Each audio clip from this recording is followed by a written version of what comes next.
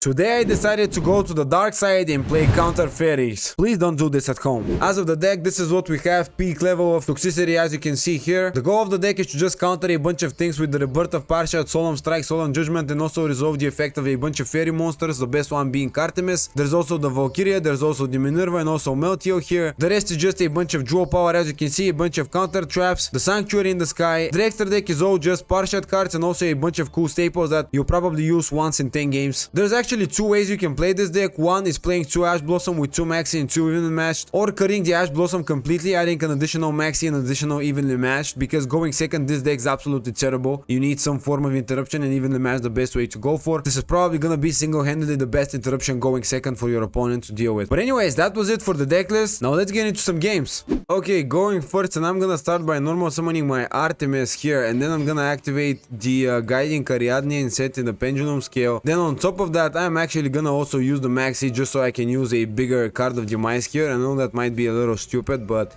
you know, it's probably not that bad. And I'm gonna set 2 and just pass turn here. And maybe I need to cut some of these hand traps. Like honestly, card of Demise is really terrible with the hand trap. Wow. Oh wait. Oh, okay, he gets to special summon Saronir on the field here. And I could activate the drastic drop off, but I'm gonna keep it for now. I'm gonna wait a little bit, see what he does. Activating Thunder Dragon, and I will actually not negate that. There's no point negating that. Also chaining the Magma Moot, that is really not what I want to see here. I will actually go ahead and negate it. I'm gonna lose the Solemn Judgment, but it's fine. I believe that's probably the play, since he's gonna get quite a bit of fuel with the Magma Moot as well. Now popping, sending it to the deck, and I will special summon from my deck. This is probably the best play. This is also kind of cool, but it is just attackable. You can just attack and deal with it, so I'm just gonna go for that one. Summoning the Sacred Archetype Parshat onto the field. And that is really nice. Okay, so yo, wait, what? Reveal 1 card not trap in your hand, then discard 1 card and pay 1000 life points. Okay, so I cheated it somehow. So adding to hand Thunder Dragon, I'm not gonna do anything. Oh yeah, this effect is the one that is negating the discarding effects and also the paying life point effects, which is great. Now Lobelian to the grave. Okay, fine. Sending the Thunder Dragon to the grave to special summon the Colossus onto the field here. 2600 attack. Still not able to deal with my Sacred Archetype Parshat here. Attacking into my Artemis, and I can't do anything about it, but it is what it is. It's fine. Setting 1 back row and passing turn right here off the bat. And now drawing into evenly matched. Okay, I don't need that. Stop giving me evenly matched when I don't need it. So I'm gonna just set the Solemn Judgment. I'm gonna also set the evenly matched because I want to activate Card of Demise. I'm gonna just use Card Demise and draw 3 cards. Drawing the Sanctuary of Parshat, also Port of Prosperity, and also Solemn Warning. I'm just gonna set the Solemn Warning. You know, I don't need to play the other ones, and I'll just attack. Okay, so it's not gonna get destroyed, but he will banish the Thunder Dragon from the graveyard, and I'll just proceed to ending my turn. He cannot deal with my field that easily because I have a whole bunch of negates. By the way, why am I not using the drastic drop-off is because I want him to activate the effect of, for example, Dragon Dark to add something, then I will chain that. Banishing the Colossus and also the Dragon Dart to summon Titan from his extra deck. Okay, and I will chain my Solemn Warning.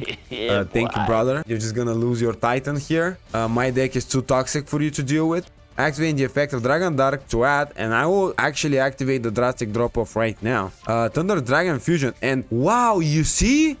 Oh my god, I actually discarded it. Oh my goodness. That's how you counter, boys. Proceeding to the end phase, he can't do anything about it. Will I get my first win of the day? Oh my god, Meltio also. I'm gonna just normal summon my Meltio as well. And now I can go into nothing really. So I'm just gonna proceed to attacking with both of my monsters here. I need to get game as quick as possible. And I'm putting him at a... Oh wow, what does that do? Add 1 Parshat card or 1 continuous trap from your deck to a hand. Okay, that is really nice. So I'm just gonna add... Okay, you know what? I'm just gonna go for a second Solemn Judgment, dude. Why not? It is probably just the best way to go for it. There's absolutely 0 chance he's gonna be able to deal with 2 Omni Negates, right? Activating the effect of the Thunder Dragon Fusion and targeting the Dragon Roar, adding it from deck to hand. Okay, now activating Dragon Roar's effect to add to his hand 1 of the Thunder Dragon monsters and returning the... Oh no, returning the fusion. Yeah, right. So now he can use it, and I will actually activate Solemn Judgment.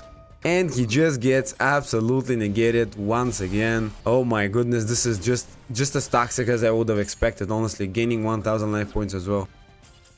Oh my god. Bro, I'm not even happy that I win like this. Like, this is just, it's not fun, man. Activating the effect of Dark Magician's Circle. Okay, there is Dark Magicians. I'm not gonna actually negate it since it is not the best target to roll and negate with Ash. Adding from deck to hand the Dark Magician. Okay, sure. Now activating the effect of the Magician's Souls. Special summoning the Dark Magician with a beautiful animation. Activating also Bond between teachers. If you control Dark Magician, how much to go, you can set one Dark Magician attack, Dark Magician burning attack, or Dark Magician whatever else. So I will actually chain the Ash here. And hear me out. If he happens to somehow get the Dark Magician attack resolved, he will get rid of all of my back rows, right? So this is probably a decent target to get rid of. Timaya's here to special summon onto the field as well. Sure, discarding another Dark Magician, which means he doesn't have Magician's Rod, which would have been the best target to Ash, but you know, he doesn't have it. Now using 2 of his monsters, he's probably gonna go into the Dark Magicians. No, Dark Magician, the Dragon Knight. Your opponent cannot target spell check control card face, so they can move stupid cards. Okay, dude, this is first of all, this is a very underrated game. Let's activate the Pot of Duality here. Chaining the Eternal Soul. I am gonna chain the I'm gonna go into Evenly Matched right after this. That is the reason why you play Evenly Matched. Now revealing Maxi, Sanctuary of the Sky, and I will gonna add the Fallen Sanctuary here. He's just gonna lose his Schofield, proceeding to the battle phase now, and in the end of the battle phase, activating Evenly Matched. Nasty. Banishing 2 cards. Oh wow, getting rid of the Eternal. Also, the effect doesn't trigger of Eternal Soul. That is actually interesting. Now let's set 2 back row here, and let's go. Card of Demise, another one of these toxic cards that I very much hate. And unfortunately, I drew the Artemis, which I cannot play, so I'll just set these. And it will then discard it. But cool thing is that, you know, with Minerva, I can actually bring it back from my graveyard to my hand once I activate one of the these effects here, which is actually great. And now I'm gonna activate the effect of Fallen Sanctuary, and I will set on the field my Divine Punishment for a follow-up for later on. Now the question is, can I negate something with my Solemn Strikes or whatever? Okay, activating Bond between teachers, and I cannot actually negate that because, you know, Divine Punishment was set this turn, so it cannot do anything. Summoning Dark Magician Girl and setting the Dark Burning Magic. Okay, so I cannot activate anything still. Proceeding to the battle phase. Okay, I mean, I cannot use anything. Dude, he's playing Dark Magicians. He doesn't use any effects. What am I supposed to do here? Getting rid of my Minerva and attacking directly for 3k. Bro, this is not looking good. Even though I evenly match him, this is still pretty bad. Come on, dude, just give me something. Give me... Dude, that's embarrassing on next level. Bro, am I gonna lose to Dark Magician like this? Absolutely terrible. Oh my goodness, no! Not like this, dude. Oh my goodness. Losing 2000 attack, attacking directly for 3k. Oh my, that was just tilting. Bro. I honestly didn't expect to lose to this deck, really. Trust me guys, it's not that terrible. Okay, let's go ahead and activate the effect of Pot of Extravagance here. Unfortunately, I'm not gonna be able to use the Pot of Duality afterwards, right? Yeah, most likely. Drawing the... oh no, wait, I can still use it. Yeah, that's... okay, so I need to see... Solemn Judgment is actually pretty good. And yeah, I mean, let's just go ahead and add Solemn Judgment if I can. That is the freest of them all. Now let's set Solemn Judgment, Solemn Strike, and also the Fallen Sanctuary. Let's put the Ariadne onto the Pendulum Zone here, and let's normal summon my Minerva onto the field. Now typically, your best play would be to have Minerva on the, instead of having Minerva on the field, to have the Artemis. Activating Book of Moon to book my Minerva. That is absolutely okay, dude. I don't mind that at all.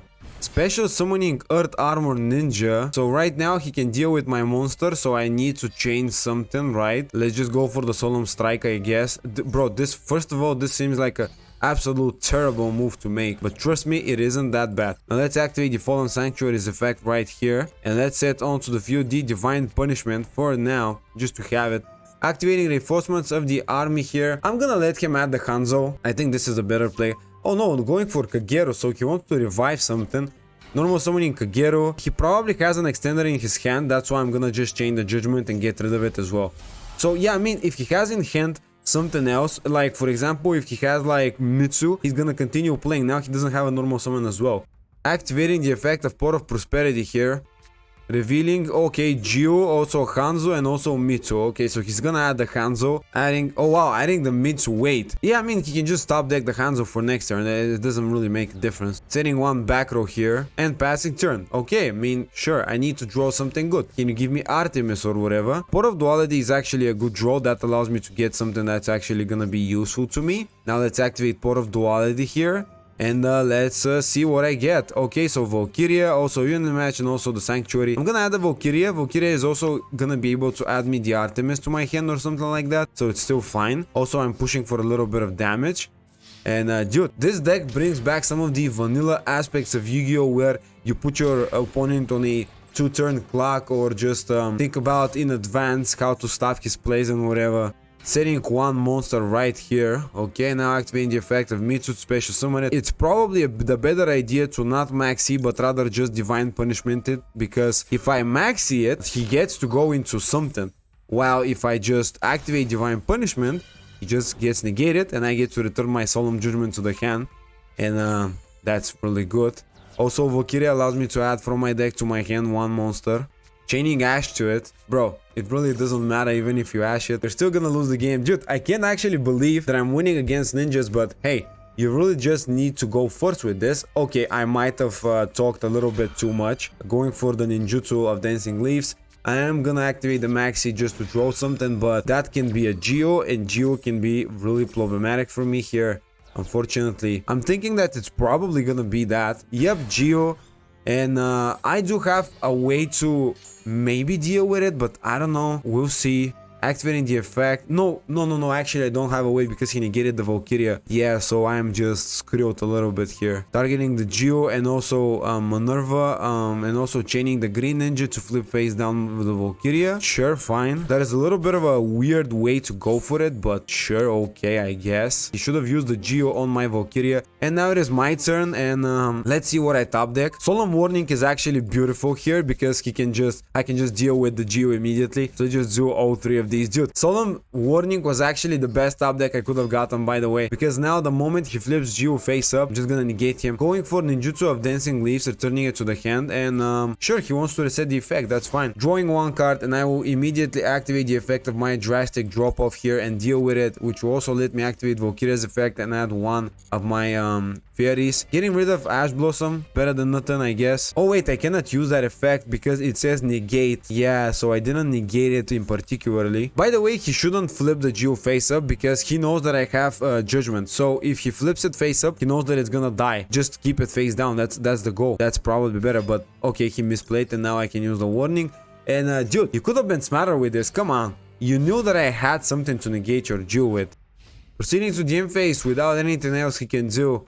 I'm sorry, I feel, bro, there's absolutely zero chance that he wins this game, dude. I feel sorry for this guy a little bit because I played the most toxic deck I could have known to mankind, basically. This is the most toxic archetype ever. Activating the effect of the ninjutsu arts of Dancing Leaves. And I'm gonna actually negate that with Solemn Judgment so I can use the effect of Valkyria and add something from my deck to my hand. And that is just next level of toxicity here, what can I say?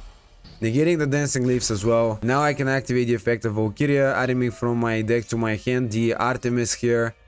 And attacking for 1800. Then I will normal summon the Artemis. I have a Solemn Judgment set, and that is GG.